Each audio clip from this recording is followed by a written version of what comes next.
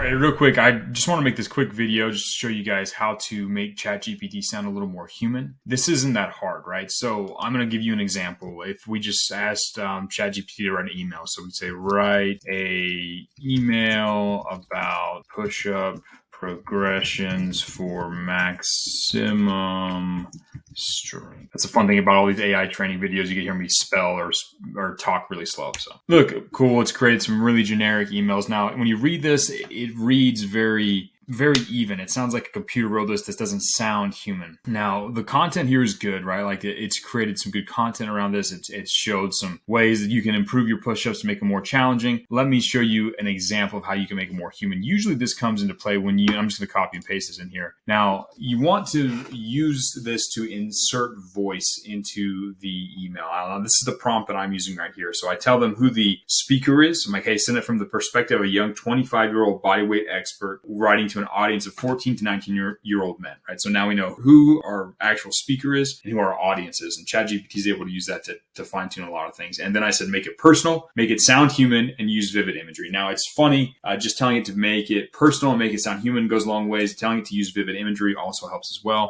We let that rip, and it gives us a better version of the email. It's not perfect. It's not exactly the way I'd personally write it, but it is a huge step forward, right? This is kind of a verbose one. I could ask him to chop it down. But if you actually look at the content here, it's not terrible, right? It doesn't feel terrible. It definitely flows better. Hey guys, it's great to connect with all of you today. I mean, obviously we'd edit some of this out. As a young bodyweight expert, I'm pumped to share with you some push-up progressions that will help you build maximum strength and crush your fitness goals. Picture this. You're in your room, shirtless, staring in the mirror, wondering how you can get this shredded chest and arm like your favorite athletes or movie stars. See, now it's starting to provide like that. There's a vivid imagery coming in. Let's get started with push-up progressions. They'll take your workout to the next level. First, let's get started with the basics. If you're new to push-ups, modified push-ups are a great place to start. Then on all fours, so it's very clearly going through this. It's changed the rhythm, right? We've got these shorter sentences here. We've got these longer paragraphs. It's very clearly describing what's going on here. The ultimate test of strength, one arm push-up. He's given a clear way through this. Now I'm going to do a couple things, right? I'll say